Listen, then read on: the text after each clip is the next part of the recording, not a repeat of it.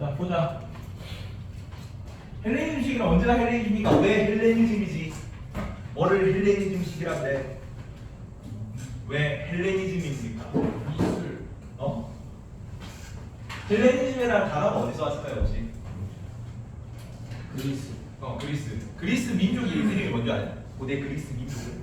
그러니까 고대는 아니고 지금도 그리스 민족을 뭐라고 해요? 우리는 한민족이라고 하잖아. 중국 애들은 이제 여러 민족들이 있지만 제일 그 90% 넘는 애들은 한족이라고 그러잖아. 그런 것처럼 그리스인들을 부르는 명칭이 있어. 걔네 민족명이 헬조. 헬라족입니다. 헬라족. 그래서 요새는 잘 안 쓰는 말이야. 이제 불어 불문학과에서 뭐 배워요? 무슨 언어 배웁니까? 불어 불문학과. 불어. 그치? 불어가 그 어느 나라 말인데? 스페인.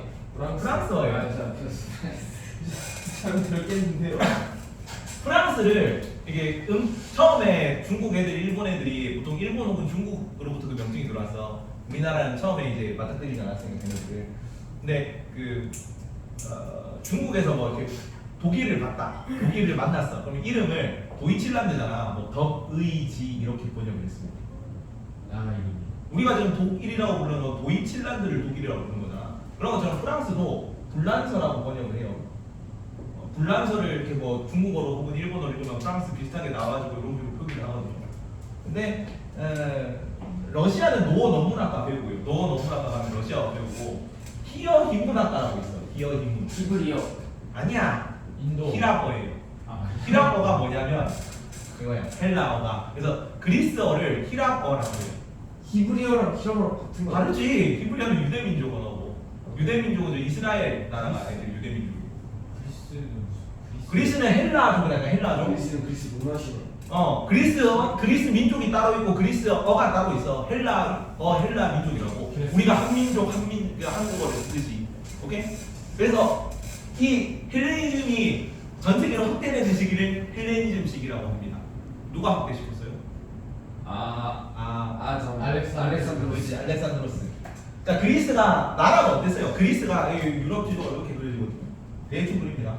아, 지중해. 그렇지. 여기가 지중해고 여기가 뭐 이까지 알 필요 없는데 여기가 영국이고 여기가 프랑스, 독일 밑에 얘가 1장이고 섬 위에 있는 제일 위에 있는 얘가 1장이야. 그다음에 2장이 프랑스, 독일 얘는 대륙국가. 원래 그래서 유럽이 되게 지리가 엉망진창이잖아. 해안선이 복잡하고 섬이 많고 반도고 지형이 좁고 이래가지고 큰 대륙국가가 만들어지어요. 그나마 평야가 있는 애들이 얘네들이야. 그래서 얘네들이 2장입니다. 프랑스, 독일. 왜요? 왜 입장이에요? 북유럽 평원에 위치해가지고 어느 정도 생산력과 인구가 받쳐주거든. 그러니까 지리적으로 봤을 때 그렇다고요? 아니 실제로도 얘네 둘이 입장이었잖아. 유럽 상강이 얘네잖아. 근데 영국이 사실 제일 잘 나갔지. 왜 산업혁명하면서 전 세계 식민지의 4분의 1을 얻었던 애가 얘니까. 그래서 얘가 1장인데 그래서 뭐 전 세계 세계 역사에서 어떤 뭐 문제가 어떤 게 이상한 사건이 벌어지면 대부분 얘잖아. 모든 악의. 모든 악의 근원이죠. 그러니까 전 세계 식민지의 4분의 1을 다 차지해서 그래 얘가. 영토가 그래서 대형 제국이지. 해가 되지 않는 제국이지. 여기서 해가 지면 다른 식민지 세가 떠오르니까. 그리고 밑에가 반도가 3개 있거든요. 여기 반도를 크림반도. 아이씨 이베리아 반도라고 합니다. 스페인. 이베리아. 여기는 크림반도. 이탈리아 반도. 여기가 이탈리아고 로마가 있는 거고. 요가 발칸 반도예요. 그리스가 여기 있어. 크림 반도는 여기 있습니다. 우크라이나 밑에 있어요. 여기 우크라이나. 맞네. 지금 러시아 그거 때문에 헷갈렸다.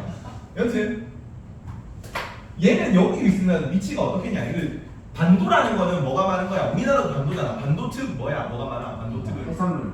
해산도 많고 산이 많아요. 반도의 지역적 특색입니다. 산이 많아. 바다가 많은 거 아니에요? 바다가 많지. 바다가 많은데 반도가 되려면 어떻게 되냐면요. 반도가 되려면 주변에는 지형이 낮아가지고 바닷물이 차오르고 얘만 지형이 높아가지고 쑥 떠오르는 상태여야 반도가 되는 거예요. 위치가. 그러면은 반도는 항상 산이 많은 지형이야. 우리도 그래서 항상 교과에 산 안 들어가냐? 우리는 내 초중고가 다 교과에 산이 들어갔거든. 장목산 벽궁둘로 이렇게 그런 거 나오는데 너무 오래전 얘기 하지 마시죠. 미안하다 씨. 그래서 요 산이 많기 때문에 얘네들은 마을이 국가라는 게 어떤 단위 국가야? 도시 국가 단위 국가야. 그게 뭐예요? 폴리스라고 하지. 폴리스. 이렇게 산이 많단 말이야. 그래서 큰 규모의 국가가 만들어지기 어려워서 이 발칸반도에 여러 개의 소규모 도시 국가인 지금도 따지면 거의 시 정도 되는 규모의 국가예요. 여기 위에 뭐 신전 하나 있거든요. 아크로폴리스. 아래쪽에 광장이거든요. 아고라. 이거 합쳐가지고 폴리스라고 합니다. 그래서 이런 유명한 폴리스도 뭐 있어? 아테네, 스파르타가 되게 유명한 폴리스고, 그 아테네에서 지금 다 소크라테스, 플라톤, 아리스토텔레스 나온 거 아니야? 여기 직접 민주정치 이런 거 나오고, 도시 규모가 작기 때문에 애들끼리 막 직접 민주정치 이런 거 할 수 있고, 와서 막 토론 같은 거 활발히 할 수 있고, 뭐 그런 규모가 됐던 거예요. 이해가니? 근데 이 여러 개의 폴리스 중에 어떤 폴리스가 있었냐면 마케도니아라는 폴리스가 있습니다. 저 북방. 원래는 되게 아테네는 상업으로 번성한 나라이기 때문에 스파르타는 육군으로 이제 전투력으로 번성한 나라고, 마케도니아는 처음엔 되게 그 변방 땅촌이었어요. 북방에 있는 약간 그 말 타고 다니는 그런 이민족 같은 느낌. 지금 한족으로 이게 아테네가 한족이면은 얘네는 이제 만주족, 뭐 거란족 이런 느낌인 거죠. 마케도니아. 근데 마케도니아가 페르시아 전쟁 당시는 약소국이었거든. 근데 페르시아는 뭐 가지고 싸워요? 얘는 페르시아는 여기 이제 이란 지역, 여기가 사우디아라비아고 이란 여기거든요. 여기 사우디, 이란, 중동의 양대 강호죠. 그래서 이란 지역에서 페르시아가 바람을 막 서들어오면 얘는 평야지역에 된단 말이야. 기병을 운영하는데 그리스 애들은 다 그 중장 부병단이야. 근데 결과적으로는 이 기병한테 중장 부기들 처벌렸어요. 누가 이겼냐면 아테네가 해군력으로 이겨가지고 페르시아 전쟁에 이긴 거야. 그래서 그거를 보고 마케도니아가 기병의 중요성을 깨달은 거지. 그리고 그 아버지가 그 알렉산더 아버지가 필리포스라고 있어요. 필리포스 2세인가? 걔 때부터 기병 육성해가지고 얘가 폴리스 전체를 다 잠식, 그리스 전체를 다 잠식을 합니다. 그리고 요까지 이제 그 밑에 아프리카 먹잖아요, 여기 이집트에. 그리고 알렉산드로스가 자기 이름 따가지고 뭐 만들어요, 도시. 알렉산드리아라는 도시를 만들지. 그래서 알렉산드리아 도서관이 유명하잖아요. 그래서 아프리카 점령하고 여기 또 그 인도까지 가. 여기가 인도가 있어. 인도 이제 그 여기가 인더스강, 겐지스강인데 인더스강 직전까지. 묵을 제국. 뭐 묵을 제국이야. 묵을 제국 그때 나오지만 묵을 제국 한참 뒤입니다. 나온 대로 막 던지지 말고. 여기가 기원전 3세기, 2세기 경이니까 우마이야 왕조. 마우리아 왕조 때 겁니다. 마우리아 왕조 때. 마우리아가 순서가 마쿠 국다거든요. 마쿠 국다, 델리, 모굴 이렇게. 쿠시안 왕조. 맞아. 그래서 마쿠 구웠으니까 델리만 좀 모굴 이렇게. 마쿠 국다. 델리 술탄 왕조입니다. 델리 만주랑 아무 관련이 없어요. 델리 만주는 딜리셔스 만주야. 진짜요? 델리가 나도 궁금해서 찾아봤거든. 델리 술탄이랑 델리 술탄국이랑 델리 만주랑 관계가 있나? 찾아봤는데 아무 관계가 없었어. 하여튼 그래서 얘가 알렉산드로스가 여기로 왔다가 열대 지역엔 이렇게 열대 지역 이렇게 지나갑니다. 아프리카 중간을 자르고 인도 여기까지 가거든. 근데 이제 열사병, 그 열대 그 지역에 뭐 말라리아 목 이런 게 되게 성행한단 말이야. 근데 전혀 원래 살던 데랑 기후가 다르지. 그래서 인도 정복하려고 갔다가 풍토병 혹은 말라리아 걸려가지고 사망하고 이제 흐지부지 되는 거지, 이 전쟁 시기가. 그리고 헬레니즘 철학의 시기는 요 시기입니다. 요 시기. 세계에서 막 전쟁이 벌어지는 시기. 자, 아리스토텔레스, 소크라테스, 플라톤 나오던 시기는 언제였냐면은 그리스가 좀 잘 나갈 때예요. 페르시아 전쟁이 있고, 그래서 막 철학이고 뭐 어쩌고 뭐 세계가 어떠고 인간의 근원이고 어떠고 막 그런 걸 얘기할 수 있던 시기야.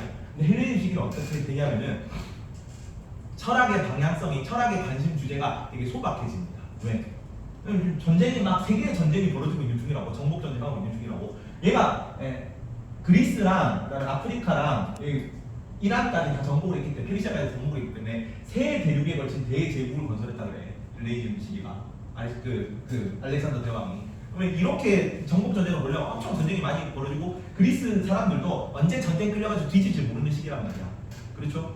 그래가지고 철학의 관심이 내 개인의 마음의 평안을 얻는 것이 관심 주제가 돼요. 이전까지는 이데아 막 이런 거, 진리는 무엇인가, 소크라테스 막 이런 거, 아리스토텔레스 인간의 목적은 행복 뭐 이런 거 생각했거든요. 뭐 세계의 근원이라든가 뭐 저 이상 진리 뭐 이런 거 얘기하다가 내 마음의 평안을 얻는 걸로 철학이 소박해진다. 이해가니? 괜찮죠? 그래서 에피쿠루스든 그 다음에 스토아든 둘 다 마음의 평안을 얘기합니다. 단지 용어가 다른 거지. 어떤 용어를 사용했을까요? 배웠니? 나중에 나오겠지만 에피쿠루스는 아타락시아라는 용어를 쓰고 스토아는 아파테이아라는 용어를 썼는데 요 두 개만 알면 돼요. 이게 핵심입니다. 이제 나머지 다 격까지 알려서 파생되는 느낌이에요. 자, 봅시다. 이제 넘어가서 에피쿠로스 합하부터 보자. 자, 이 소크라테스, 플라톤, 아리스토텔레스로 오는 요 라인이 있고 소크라테스가 제자가 플라톤밖에 없는 건 아니잖아. 그래서 소크라테스 학파라고 소크라테스 죽고 나서도 여러 소크라테스 제자들이 세계까지는 아니고 그냥 아프리카 북부랑 그다음에 그리스 전역으로 퍼져가지고 나름대로의 철학을 전개시켰습니다. 그 중에 좀 유명한 인물이 두 명이 있는데 여기 키레네 학파라고 얘는 알 필요 없습니다. 아리스티포스라는 사람이에요. 자, 마음의 평화를 얻는 게 핵심 주제가 됐어. 전쟁이 너무 많은 시기야. 너무 힘들단 말이야, 몸과 마음이. 그래서 마음의 평화를 어떻게 하면 될까? 양쪽이죠. 쾌락을 유의할 때 소피스트는 막 감각 쪽을 라인이잖아. 감각, 그 다음에 경험 라인. 여기는 이성 진리 라인. 그래서 이성 진리에서는 금욕주의 쪽으로 갈 거고요. 쾌락, 감각, 그러니까 감각, 경험 라인에서는 쾌락주의로 갈 건데, 자, 마음의 평화를 얻기 위해 키레네 학파는 무조건적인 쾌락을 추구했어요. 그래서 뭐 육체적, 감각적, 적극적 쾌락 추구라고 해요. 알 필요 없습니다. 시험에 나오지 않아요. 왜 에피쿠로스가 나오는지를 얘기하는 거예요. 근데 이 키레네 학파의 사상이 처음에 어느 정도 호응을 얻었단 말이야. 지금 너무 힘드니까 진짜 쾌락, 진짜 내 이런 거 막 전쟁 나가지고 우승, 승리 이런 게 중요한 게 아니고 그냥 내 일신의 쾌락을 얻을 수 있어서 그걸로 만족하는 철학이었는데 얘네들이 적극적, 감각적 쾌락을 추구하니까 오히려 더 불행해 보이더라는 거죠. 이해가니? 그래서 밑에 보면 무절제한 쾌락 추구는 오히려 쾌락의 중요를 감소한다는 거죠. 3번 먼저 적어라. 쾌락의 역설인데 쾌락의 역설. 그래서 쾌락의 역설 때문에 오히려 쾌락의 총량을 높이는 게 중요하긴 한데 쾌락의 총량을 높이는 게 중요하긴 한데 너무 쾌락만 추구하니까 고통 이런 건 신경 안 쓰고 쾌락만 추구하니까 오히려 더 불행해지더라는 거죠. 에피쿠로스가 뭔 얘기를 하냐면 얘도 쾌락의 총량을 늘리는 게 목적이에요. 에피쿠로스 쾌락주의이기 때문에. 근데 뭐 전교 지금 뭐 30등 하는 친구가 있다고 하자. 예를 들어서 전교 30등 하는 친구가 15등까지 올리는 거는 노력을 조금만 해도 되잖아. 그렇죠? 노력을 엄청 막 드립답 하진 않아도 되잖아. 30등이 15등 되는 거는. 근데 이 14칸 올라갈 때 만약에 10만큼의 쾌락을 얻었잖아. 그러면 다시 10만큼의 쾌락을 얻으려면 어떻게 해야 돼? 1등이 되면 되잖아. 그렇지? 14칸이 올라가면 되잖아요. 15칸. 여기 15칸, 여기 14칸. 그러면 10만큼 쾌락을 얻고 싶으면 약간 그 에피쿠로스 입장에는 이래요. 근데 여기 들여가는 노력은 어때요? 조금만 노력하면 되는데 여기는 노력 엄청 많이 해야 되잖아. 그래서 쾌락의 총량이 많을수록 좋지. 근데 뭐도 고려를 해야 된다고. 고통의 크기도 고려를 해야 돼. 쾌락의 총량이 늘려면은 고통이 줄고 쾌락이 늘어야 되는데 쾌락을 늘리는데 고통이 더 커지면 오히려 쾌락의 총량은 감소하잖아. 그래서 얘는 고통의 양을 줄이는 거에 더 집중해요. 물 한 모금, 빵 한 조각은 쉽게 구할 수 있잖아. 그러면 고통을 아주 쉽게 사라질 수 있단 말이야. 더 많은 걸 욕심을 부리고 더 많은 쾌락을 추구하기 때문에 우리가 오히려 고통의 총량이 커지는 거예요. 그래서 쾌락주의인데 절제된 삶을 강조합니다. 절제된 쾌락이에요. 자, 일단은 요 멘트가 맨날 내가 절제된 쾌락, 소극적 쾌락 뭐 이런 거 얘기하니까 애들이 이렇게 나오면 틀린 줄 알아. 1번 쾌락은 유일한 선이고 고통은 유일한 악이다 라고 에피쿠로스 얘기 맞습니다. 모든 판단을 내리는 쾌락은 유일한 선이다 혹은 모든 판단을 내리는 기준은 쾌락이다 이런 거 다 맞는 얘기야. 다만 쾌락의 총량을 늘리려고 고통을 줄이는 데 집중을 하자는 거죠. 자, 그리고 하지만 무질서한 쾌락이나 오히려 쾌락 추구는 오히려 쾌락의 총량을 감소하기 때문에 쾌락의 역설이었죠.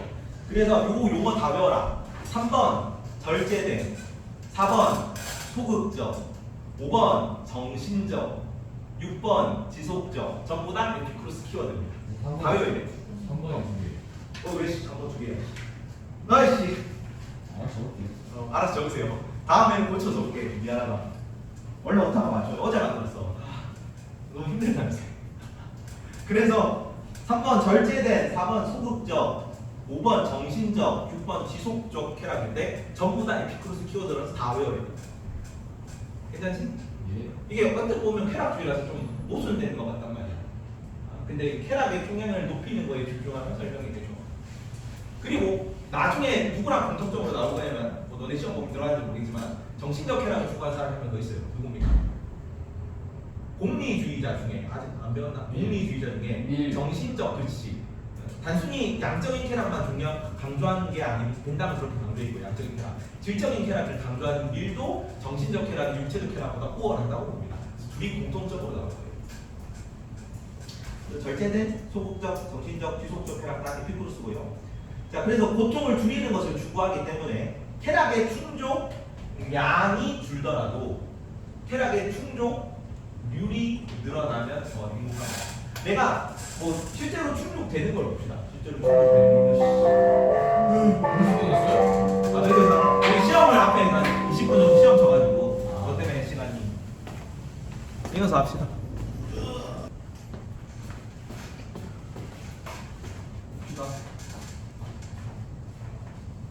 근데 그래서 내가 만약에 A만큼 욕구를 하잖아. 별의미지게 하고 있습니다. 에피쿠로스 아까요. 내가 만약에 A만큼 욕구를 하는데 실제로 만족되는 게 B만큼 욕구를 하는데 A만큼 충족이 돼. 행복해 안 행복해?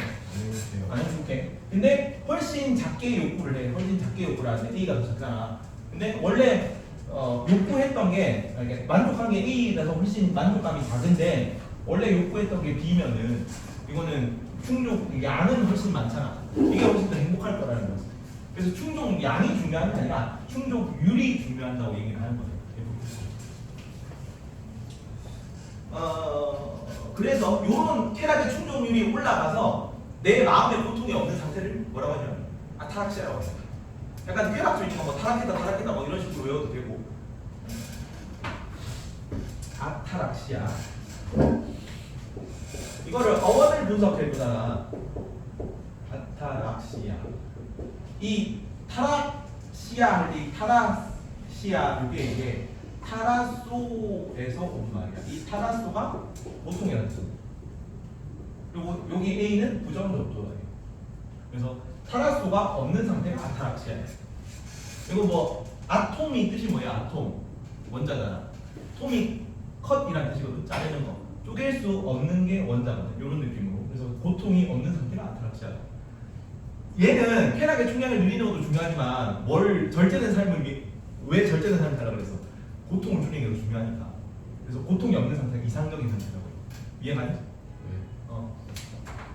그래서 여기에 대해서 이 아타락시아 상태에 뭐라고 나오냐면은 몸에는 고통이 없고 고통이 없는 상태잖아 이게. 몸에는 고통이 없고 근데 마음의 고통은 뭐라고 얘기를 하는 거예요? 마음의 고통은 어떤 게 마음의 고통이야? 마음에는 불안이 없는 상태. 마음의 고통이 불안이라고 보는 거지. 같은 말이죠. 몸에는 고통이 없는 거나 마음의 고통이 불안이잖아. 마음에 불안이 없는 거나. 그래서 총 둘 다 뭔 말을 하는 거냐면 불안이 없는 상태예요. 고통이 없는 상태예요. 아타락시아. 괜찮지? 이거를 한국어로 번역할 때는 평정심이라고 얘기를 합니다. 근데 이것도 사실은 부정심이나 평정심이나 다 사용되는 의미 자체는 비슷해. 근데 뭐 내신이니까 이것도 외워둬야 돼가지고. 뒤에 나중에 습소아파는 아파테이아라고 하는데 아파테이아는 부동심이라고 해요. 그래서 여기는 에피쿠로스니까 에쿠스 자동차 알아요? 네. 알죠. 근데 그 에쿠스라는 자동차가 우리나라 지금은 좀 단종돼서 제네시스로 바뀌었어.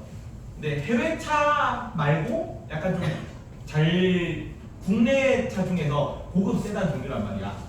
약간 그래서 외제차 끌기 조금 애매한 직책은 낮은데 돈은 많은 부자들이 이런 거 끌고 다닌다는 게 있어. 근데 이거 이 정도면 나는 잘 타는 거죠. 네. 그래서 요즘 명품이 잘 안 돼요. 명차지 체험해. 근데 국내 차라서. 이해가요? 근데 해외 차는 이제 너무 큰 욕망인 거죠. 과도한 욕망인 거죠. 뭔 느낌인지 이해가요? 해외 차는 큰 욕망이고 나는 에쿠스 정도면 평타는 친다 이렇게 봅시다. 에쿠스 너 이거 과도한 욕망을 하지 말랬잖아. 절제된 욕망을 하랬잖아. 더 어지러워. 미안하다. 에피쿠로스는 평정심 아타락시아예요. 에쿠스 정도면 평타를 친다.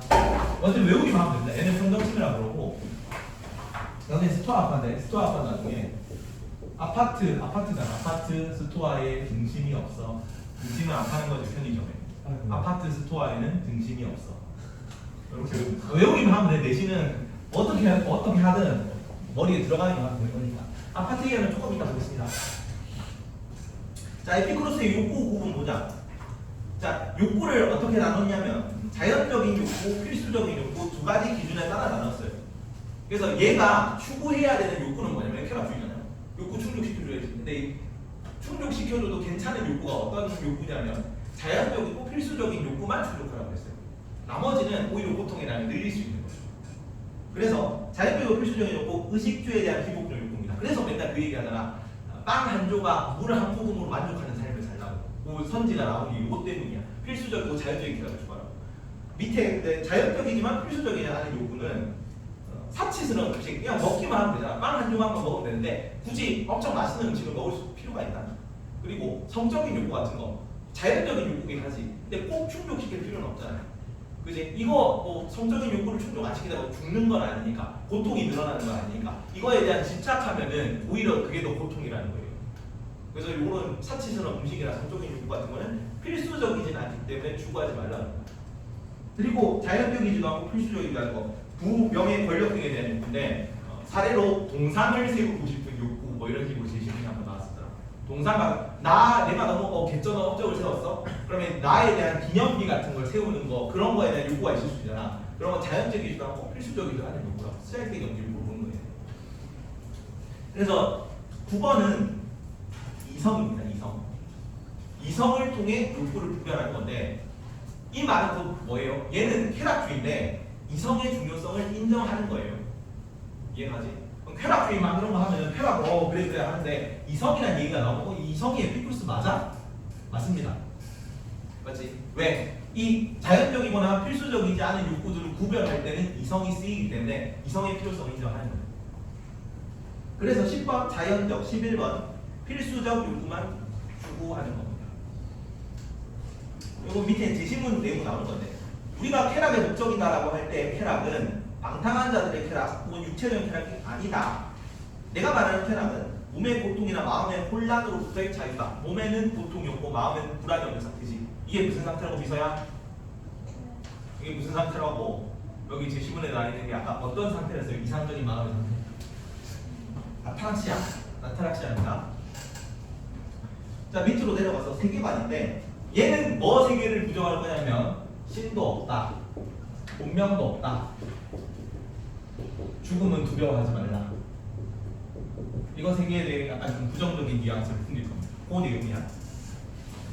자, 얘는 경험주의입니다. 기본적으로 쾌락 이쪽 라인은 소피스트 이쪽 계열은 진리는 상대적인 거고 경험에 따라 달라지는 거고 뭐 개별적인 거죠. 다 개별로 존재하는 거라 가지고 상대적이고 경험할 수 있는 그런 거만 이제 진리가 되기 때문에 이쪽에서도 경험할 수 없는 거는 진리가 아니라고 봐요. 이성 같은 걸로 파악하는 건 진리가 아닌 거지. 참 진리가 아닌 거지. 에피쿠로스는 쾌락주의에서. 근데 여기는 일단 고대 그리스 사람이기 때문에 신 존재 자체는 인정을 해. 신 존재 자체는 인정하는데 신이 인간한테 별 관심이 없다고 봅니다. 왜 지금 되게 세계가 혼란하잖아요. 헬레니즘 막 하면서 전쟁 막 많고 신이 인간한테 관심이 많으면 세상이 혼란할 리가 없지. 신은 인간한테 무관심하다고 봐요. 왜? 신은 완전한 존재니까. 인간은 불완전하지만.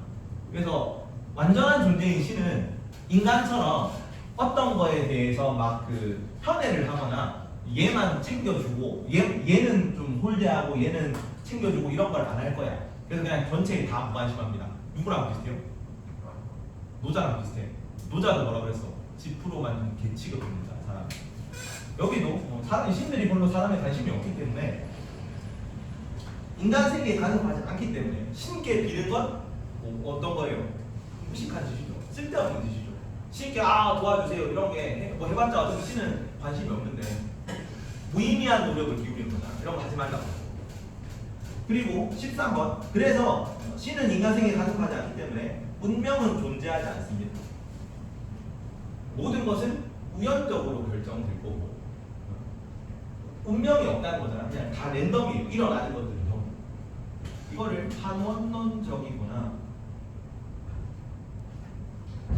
원자론적이라는 표현이 나오는데 왜 원자론적이냐면 자 14번 죽음입니다.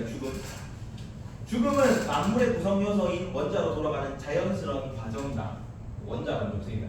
그리고 원자가 흩어졌다 뭉쳤다가 다 원자 있는 거 뭉치고 흩어졌다 이렇게 환원되는 거기 때문에 인간의 근원이 원자죠. 근원으로 돌아갔다가 다시 뭉쳤다가 하는 거기 때문에 환원론적이라고 근데 불러요. 이때 당시 원자를 알았어요. 원자 알았죠? 데모크리투스도 알았잖아. 근데 이 우리가 알고 있는 그 원자는 아니지. 그냥 만물의 근원이라고 불러는 어떤 알 수 없는 무언가를 지칭하는 거예요. 그리고 지금 물 원자 이런 거 그런 개념은 아닙니다. 그냥 만물의 공통성성, 만물을 구성하는 아주 작은 입자 그런 걸 얘기하는 거예요. 자, 근데 왜 죽음은 두려워하지 말라 그랬냐면 왜 죽음에 대해서는 이런 거에 대해서 막 두려워하지 말라 그랬냐면 경험할 수 없다는 거예요. 뭔 얘기냐면 제 신문을 봅시다. 죽음은 우리에게 아무것도 아니다. 우리가 존재하는 한 죽음은 존재하지 않는다. 사람이 살아있을 때는 죽음을 경험할 수가 없지. 근데 사람이 죽으면 내가 없어서도 죽음을 경험할 수가 없지. 그래서 죽음은 우리가 평생 살아있는 동안 절대로 만날 수가 없는 존재야. 그렇기 때문에 죽음에 대해서도 두려워할 필요가 없습니다. 에피쿠르스 입장은 이래요. 따라서 죽음은 상자에게도 죽은 자에게도 아무 상관이 없다. 그리고 하나 이성의 역할이 더 나오는데 아까 필수적이고 자연적인 역할을 구분하기 위해 이성이 필요하다고 했죠. 여기서는 신에 대한 잘못된 믿음, 신 도와주세요 막 비나이다 할 필요가 없는 거 그걸 깨닫는데 이성이 필요하고 운명이 정해져 있지 않고 이게 운명에 막 정해져 있다고 난 이제 뭐 이런 신탁을 받았으니까 뭐 이런 운명이니까 안 돼 뭐 이런 거 그런 거 할 이런 게 아니라는 걸 아는 거 그걸 위해서 이성이 필요하고 죽음에 대한 잘못된 그 두려움을 갖는 거 그거를 잘못됐다는 걸 알기 위해 이성이 필요합니다. 이게 결국 왜 이런 얘기를 하냐면 이 신에 대한 잘못된 믿음이나 운명에 대한 믿음이나 죽음에 대한 두려움 같은 게 고통을 늘린다고 아타락시아를 위해서 이런 거에 대해 올바로 인식할 필요가 있다고 봤어요. 이해가죠? 그래서 이성이 필요해요. 에피쿠르스도. 그게 핵심이다. 그래서 15번 이성을 통해서 신과 운명이나 죽음에 대한 잘못된 믿음을 제거해야 마음의 평안을 얻을 수 있습니다. 미소 아까 뭐라고? 아타락시아. 마음의 평안 아타락시아입니다. 자 그리고 에피쿠르스가 말했던 이상적 삶을 봅시다. 16번 은둔적 삶이야. 은둔적 삶. 얘는 약간 그 민주주의나 정치 참여 이런 거를 되게 싫어했어요. 이런 거 하는 게 약간 나의 국위, 명예 이런 거에 집착하는 거라고 생각했거든. 그래서 이런 정치적인 공적인 생활로부터 멀어져가지고 은둔하면서 누구랑만 지내냐면 자기랑 친한 애들 몇몇 친구들하고만 친하게 지내는 공동체적 삶이 이상적이라고 봤어. 쓸데없는 스트레스를 안 주는 거죠. 나랑 다 친한 애들이고 나 아는 애들이고 뭐 정치 권력 투쟁 이런 거 뭐 나라 국가 운영 이런 거 전혀 이 떨어뜨려서 그렇게 사는 거죠. 친구들끼리만 잡담이나 하고 수다나 떨고 맛있는 걸 먹고 뭐 그런 거죠. 그래서 은둔적 삶에서 친구와 우정을 나누는 개인주의적 삶을 추구했습니다. 공적인 삶을 회피할 거고 소규모 공동체를 추구해요. 이런 추구해요. 이런 말이 나도 만들었습니다. 그리고 이러한 삶을 사는 게 정의롭다고. 그래서 17번이 정의로운 삶인데 정의의 의미가 달라요. 누구랑 비교하냐면 정의 아까 예전에 누가 정의를 얘기했지? 플라톤이 지용절정하면서 정의를 얘기했죠. 플라톤의 정의는 어떤 게 정의였어요? 지용절의. 그렇지, 지용절의 저하가 정의야. 근데 에피쿠르스는 같은 용어를 썼거든. 정의로운 삶이라고. 근데 이 에피쿠르스의 정의가 뭐냐면 서로를 해치지 않고 지켜주려는 상호 이득을 위한 협정이 정의야. 이거 EBS 24년 EBS 수능 특강에 나와 있는 내용이에요. 외워야 돼요, 이것도. 자주 나오는 내용은 아닌데 뭐 EBS에 나오면 언제든지 나올 수 있는 거죠. 그래서 정의로운 삶을 살면서 자기랑 친한 애들끼리만 지내면서 서로 지켜주려는 이득을 위한 협정 같은 관계를 맺으면 마음의 평안을 얻을 수 있어요. 그렇죠? 이게 이상적 삶이에요. 이 에피쿠르스가 생각하는 이상적 삶. 근데 요거랑 정반대로 가는 거예요. 스토아. 얘는 약간 쾌락주의였잖아. 그래서 소규모 공동체, 그다음에 은둔적 삶 이런 거 생각하는데 얘는 이성을 중시하는 애들이거든요. 스토아는. 이쪽은 그래서 공적인 삶을 추구하고 세계시민주의로 가죠. 왜 이렇게 나냐면 헬레니즘 시대가 되면은 이전까지는 사람들의 기준이 뭐냐면 삶의 기준 혹은 뭐 내가 살아가는 이 기반이 뭐냐면 폴리스라는 소규모 공동체였단 말이야. 폴리스 공동체. 근데 이제 나라 영역이 엄청 커진 거지. 이게 대제국이 된 거지. 이 소규모 폴리스 기반 정치 체제 혹은 삶의 기반이 다 무너져. 그러면 아예 극단으로 가는 거지. 소규모 공동체가 무너지니까 개인주의로 가는 게 에피쿠르스예요. 그럼 이제 대제국이 됐으니까 오히려 그 대제국에 들어가서 내가 세계 시민으로서 활동을 하겠다라고 보는 게 스토아예요. 이해가? 그래서 여기는 이제 세계 시민주의로 갈 겁니다. 공적인 생활에 적극적으로 참여할 거예요. 뒤로 넘어가자. 스토아. 자, 여기도 똑같은데 소크라테스 제자 중에 여기는 안티스테네스라는 사람이 있습니다. 나도 사람 이름까지 잘 기억이 안 나는데 여기는 무슨 학파라고 하냐면 키니코스 학파라고 해요. 여기 유명한 인물이 키니코스 학파의 유명한 인물이 누구냐면 걔야. 그 알렉산더 대왕이 디오게네스라는 현자가 뭐 있다는 소리를 듣고 여기 통 속에 들어가서 생활하는 현자죠. 필요한 것이 무엇이요? 유명하다는 소리를 듣고 와서 원하는 걸 다 주겠소 하니까 햇볕을 가득히 비켜주시고 이해가 됩니다. 그래서 이 키니코스 학파는 번역할 때 뭐라고 하냐면 견유학파라고 불러요. 견유학파. 왜 견유학파냐면 개견자의 유학할 때 있잖아요. 철학을 하는데 약간 세상에 대해서 이렇게 되게 염세적으로 보는 거지. 개같이 보는 거지. 세상은 되게 뭐 좀 냉소주의라고 해요. 그래서 이 키니코스 학파에서 어떤 단어가 왔는 거 같니? 시니컬하다는 단어가 여기서 왔어. 지니시즘. 키니코스 학파 이게 시가 고대 그리스어에서는 크 발음 나거든요. 지금도 크 발음 날 때 있지 시가. 그래서 이 키니코스를 영어로 읽는 게 시니컬이, 지니시즘. 여기서 냉소주의가. 그래서 이 냉소주의 키니코스 학파도 약간 조금 이렇게 소규모로 있다가 금방 영향이 좀 시들해지고 언제 할까? 얘도 이 디오 안티스테네스도 소크라테스 제자입니다. 이렇게 뭐 키니코스 학파를 나름대로 좀 하다가 아까 그 키레네 학파처럼 금방 좀 영향을 쇠퇴해요. 그리고 나서 이 키니코스 학파의 약간 그 사상을 이어받은 게 스토아 학파. 여기도 프린스 뭐 지금까지 프린스 없었어? 에피쿠르스 다음에 스토아. 뭘까? 이걸 보여줄게. 에피쿠르스. 왜 너는 그게 문제가 났지?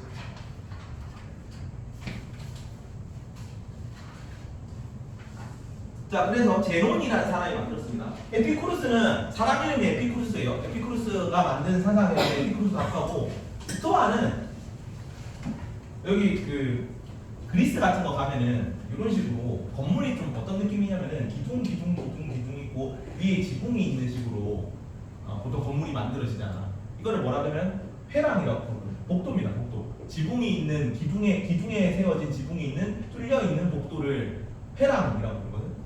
뚫려 있지 않는. 이게 이런 느낌이죠. 파르테논 신전 이런 거 생각해보죠. 파르테논 신전도 기둥 세워져 있고 위에 지붕이 있고 복도가 뚫려 있잖아. 이게 쭉 이렇게 이어져 있는 건물을 회랑이라고 불러요. 근데 이 복도에서 이렇게 산책하면서 얘기하면서 그런 거야. 근데 여기가 보통 뭘로 활용이 되냐면 강당으로 활용이 됐습니다. 그래서 이 회랑에서 이 회랑이 스토아거든요. 그리스어로.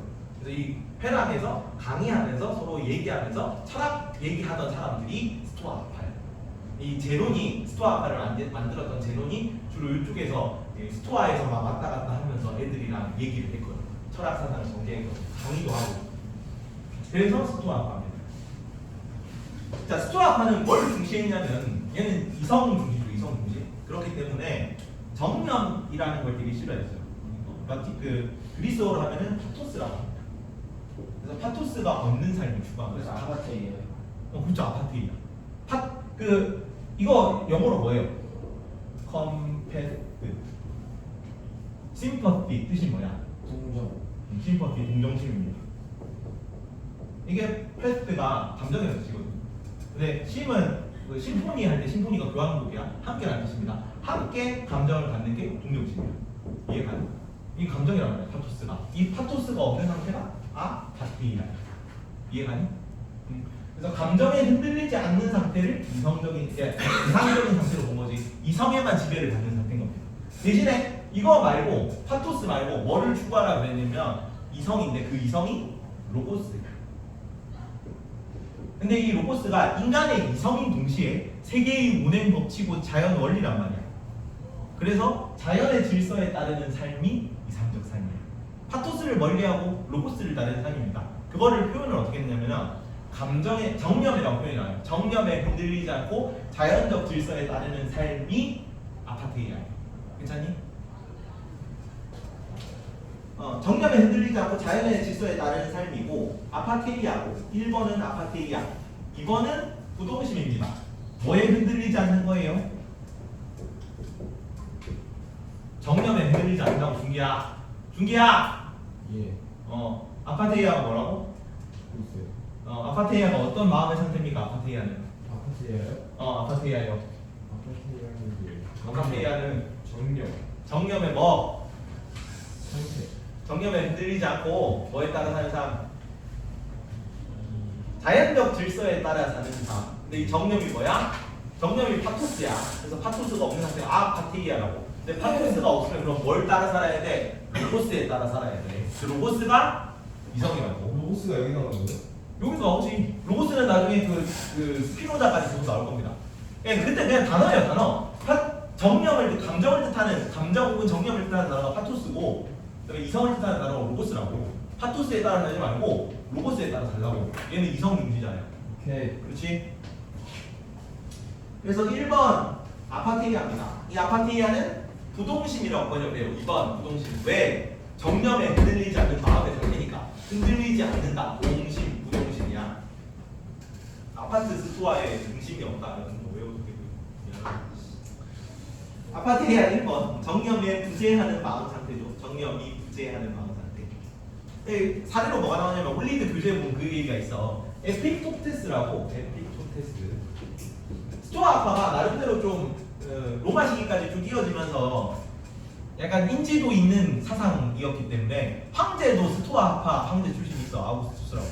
그리고 노예 출신도 스토아 아파의 유명한 인물이 있습니다. 에픽토테스라고. 얘가 절름발이었대요. 실제로 절름발이라서 얘에 관해서 이런 설화가 내려와. 얘가 너무 이렇게 막 그 노예인데도 유명하고 막 이렇게 막 평소에 감정상 부동심이야. 부동심을 실천하는 사람이었다는 거지. 감정 변화가 없는 거야. 그래서 주인이 하루는 뭐 하다가 이 너무 감정 변화가 없고 하니까 조금 이렇게 장난치고 싶어가지고 다리를 이렇게 막 비틀었대요. 처음에 비틀고 에이 너 이래도 이렇게 초연할 수 있어? 막 이렇게 하니까 막 하다가 그냥 감정을 드러내지 않는 거지. 계속 이렇게 비틀어. 그래서 야 너 계속 아무 좋지도 않아? 막 이러니까 에픽토테스가 그러다가 다리 부러져요 해가지고 그 얘기를 듣고 다 더 막 비틀어가지고 결국 다리가 부러졌어요. 에픽토테스가 뭐라냐면 그러게 내가 다리가 부러질 것이라 그러지 않았습니까? 이런 게 부동심입니다. 부동심. 보통 이런 거에 감정이 흔들리지 않는 거지. 부동심. 안 아파요? 아프지. 아픈데 약간 근데 실제로 있었던 일은 아닐 거고 아마 얘가 절름발이었거든. 절름발이에다가 스토아 아파니까 이 두 개가 합쳐져가지고 막 이런 식의 그래서 설화가 아파트예요? 아파테이아. 이 정념에 흔들리지 않는 거잖아. 내 고통이라는 감정에 흔들리지 않는 마음 상태잖아. 원래 얘는 운명론을 믿기 때문에 스토아 아파에서는 원래 일어나게 될 일은 항상 무조건 일어난다고 봤거든요. 그래서 다리가 부러질 운명이었던 거지. 거기에 대해서 막 굳이 슬퍼할 필요가 없어. 아파할 필요도 없고 내가 뭐 감정이 흔들릴 이유가 없어요. 왜냐면 원래 일어난 일이었으니까. 이해가요? 근데 왠지 조금 이따 볼 거야. 원래 일어나기로 된 것이기를 기대하라고. 자, 세계관인데. 근데 이것도 중요하다. 자, 에픽토테스 설화 밑에 모든 욕구 부정은 아니야. 모든 욕구를 부정하는 거 아니야. 아까는 뭐였니? 에피쿠로스 아파 같은 경우도 얘 쾌락주의긴 한데 이성의 역할을 부정하지 않았지. 왜 필요해? 자연적이고 필수적인 욕구를 구별하기 위해 죽음, 신, 운명 같은 거에 대한 올바른 알을 위해서 이성이 필요하단 말이야. 근데 얘도 이성은 중시잖아. 정념에 흔들리지 않아야 되는데 일부 욕구들을 인정을 해요. 어떤 욕구냐면 가족애라든가 이거는 인류애 같은 이런 감정들은 자연스러운 감정이라고 하거든. 이런 감정들은 필요하다고 합니다. 가족의 인류에 대한 자연스러운 욕구는 인정했다. 쓸데없는 욕구 뭐 이런 거를 하지 말라는 얘기입니다. 자, 밑에 세계관. 인간은 모두 3번 로고스입니다. 로고스. 이성이자 세계이자 자연 법칙이야. 그냥 이 세계가 운행하는 원리가 다 로고스입니다. 그래서 아까 자연의 질서를 따라 사는 삶이죠. 그게 인간은 모두 이성, 3번 이성을 가지고 있다는 점에서 평등하고, 그래서 4번은 윤리와 만민평등 사상입니다. 왜? 모두 이성을 가지고 있으니까 다 동일하다. 만민평등. 그래서 만민평등하기 때문에 사회평등주의라는 단어가 나오고, 맞아요. 사회평등주의. 모든 사람들이 평등하다. 그리고 모든 사람들이 다 평등하기 때문에 뭐랑 좀 잘 맞겠냐? 지금 대제국이잖아. 이게 세계 시민주의로 발전해. 세계 시민주의. 헬레니즘, 알렉산드로스 제국이라는 대제국의 시민인 거죠. 세계 시민 사상. 이게 어디에 나중에 영향을 끼치냐니까 로마 시민법에 영향을 끼치죠.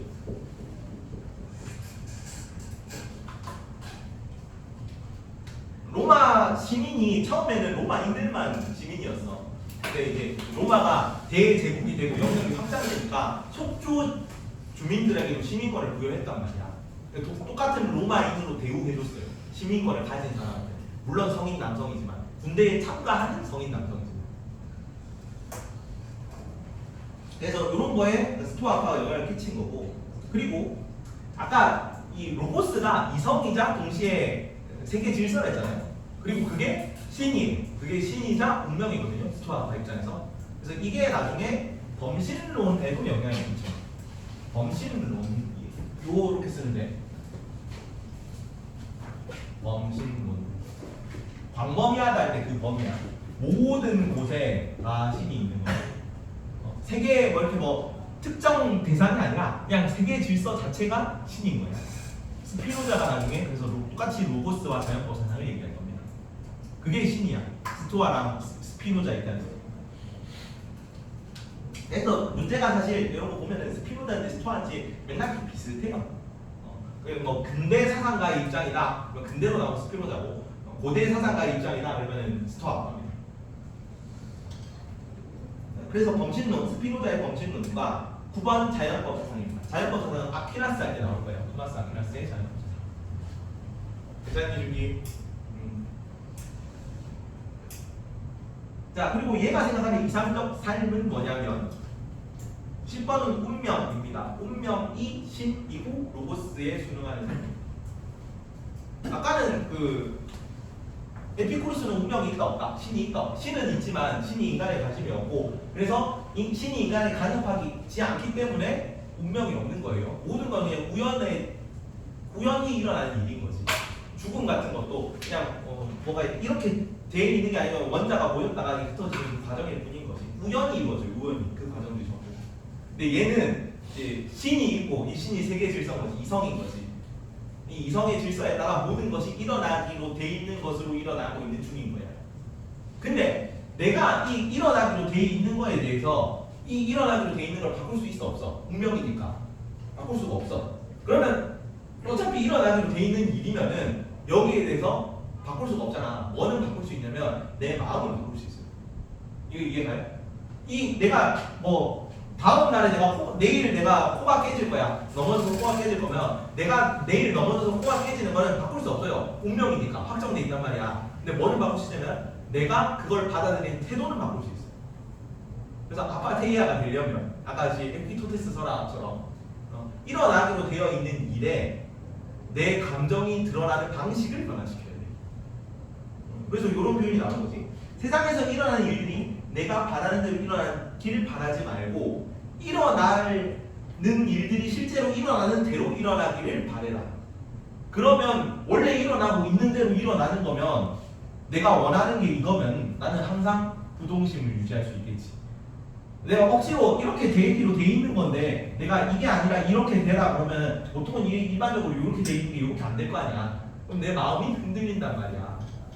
그래서 마음을 바꿀 수 있죠. 일어나기로 돼 있는 일은 못 바꾸지만 마음을 바꿀 수 있으니까 얘가 원래 일어나는 것대로 일어나기를 내가 원하면은 당연히 나는 흔들릴 필요가 없는 거지. 이해가죠? 운명에 순응하는 삶이 요거 얘기하는 거야. 그리고 여기는 아까랑 또 다르게 아까는 은둔적 삶이었죠. 에피쿠로스는 은둔적 삶을 주장했잖아요. 소규모 공동체.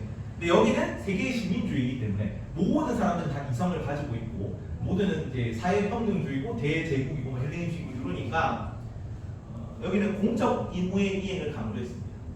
이성을 가지고 있는 모든 사람들에 대한 정치 참여 같은 거야.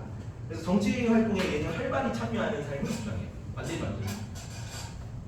밑에가 중요합니다. 사실은 이거 따로따로 보면 그냥 그런 개념 정도고 여기 있는 요 밑에 있는 요 비교표를 이해를 해야 시험 문제를 좀 잘 맞출 수 있어. 자, 이상적 견지 해교야. 에피쿠로스의 이상적 견지 평정심이다. 12번 뭐니? 12번 이상적 견지 에피쿠로스의 이상적 견지 아트락시아는 뭐가 없는 마음의 상태지? 평정심. 평정심. 고통이 없는 마음의 상태죠. 밑에 13번을 뭐뭐가 없는 마음의 상태로 있잖아. 타라소라는 게 고통이라는 뜻입니다. 아타락시아는 고통이 없는 마음의 상태야. 자, 14번 부동심, 스토아과의 이상적 경지는 묻혀놔. 아까 뭐랬어? 부동심인데 뭡니까? 그렇죠, 아파테이아. 좋아. 14번은 아파테이아고 아파테이아는 뭐에 흔들리지 않는 마음의 상태다? 정념입니다. 정념. 파토스가 정념이에요. 자, 세계관은 에피쿠로스는 16번 우연론적 세계관입니다. 우연론적, 다른 말로 원자론적 세계관. 그래서 신은 우연히 이루어지기 때문에 운명 같은 거 없어. 그냥 모든 일은 우연히 이루어지는 거야. 그래서 신은 인간 세계에 간섭하지 않는다. 이런 표현이 나올 수 있는 거지. 근데 그에 반해 스토아파는 18번 운명론적 세계관이야. 얘는 우연론적이고 뭐 일어나기로 돼 있는 일 같은 건 없는데 여기는 항상 어떤 일이 일어나기로 예정돼 있는 거죠. 운명론적인 것은. 18번 운명론적 세계관.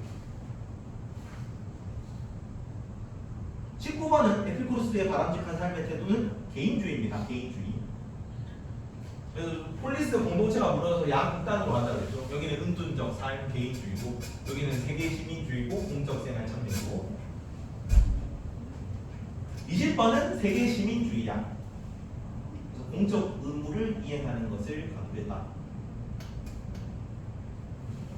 자, 그리고 에피쿠로스의 밑에 나와있는 21번은 정의죠. 정의. 근데 이거 플라톤이랑 구분하라고 했지. 플라톤의 정의는 지용절이 조합이 있는 거고 에피쿠로스의 정의는 서로 해치지 않으려는 상호 이득을 위한 협정입니다.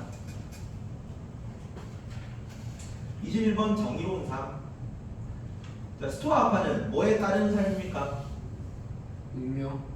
로고스. 운명이랑 같은 말이야. 운명이라거나 로고스라거나 22번은 자연법인데 같은 말입니다. 운명이라거나 자연법이랑 로고스랑 다 같은 걸 얘기하는 거야. 세계 질서를 얘기하는 거야. 자연법입니다. 자연법에 따른 삶. 자, 이성 욕구에 대한 입장이네. 에피쿠로스는 뭐의 필요성을 인정했다? 23번 이성의 필요성을 인정했습니다. 이성의 필요성을 인정했다. 왜? 자연적 필수적 욕구의 구분을 위해서. 그리고 그것도 맞아요. 아까 죽음, 삶, 운명에 대한 잘못된 인식을 그러니까 올바른 인식을 통해서 마음 평화를 얻기 위해 죽음, 운명, 신 이런 거에 대해서 올바로 알아야 이게 부질없구나 이런 거에 집착하면 안 되는구나 라는 걸 올바로 깨달아야 내 마음의 평화를 얻을 수 있는 거지. 그걸 위해서 이성의 역할을 인정했다. 자, 그리고 스토아파는 어떤 욕구를 인정했다? 이렇게 24번은 일부 욕구인데 24번 일부 욕구. 가족의 인류에 든 자연스러운 욕구를 인정한 겁니다.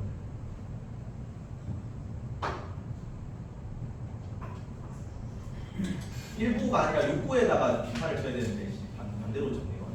일부 욕구는 인정하고 물론 에피쿠로스는 일부가 아니에요. 여기도 일부 그렇게 그러니까 이성의 이게 중점이 얘는 이성의 쾌락에 있는 거고 에피쿠로스는 이성도 인정했다 이런 뉘앙스고 얘는 이성의 중점이 있는 거고 쾌락도 인정했다 이런 걸 뉘앙스라고. 그래서 둘 다 이성 혹은 쾌락을 부정하진 않았다 이 정도만 알면 돼요. 극단적 쾌락이나 부정하는 거. 누가? 둘 다. 그치 둘 다 극단으로 가는 거니까. 어느 정도 쾌락이다. 어느 정도 쾌락은 인정하고 이거 어느 정도 이성은 인정합니다.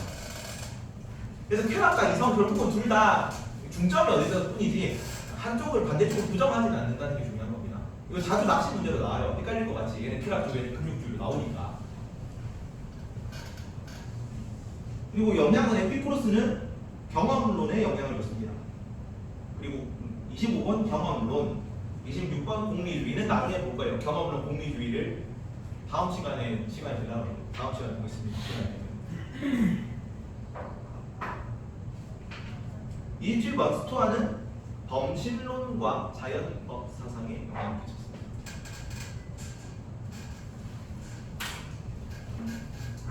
여기까지만 한 5분 남았는데 원래 기출 선지를 좀 가져왔어야 되는데 다음 주에 가지고 올게요.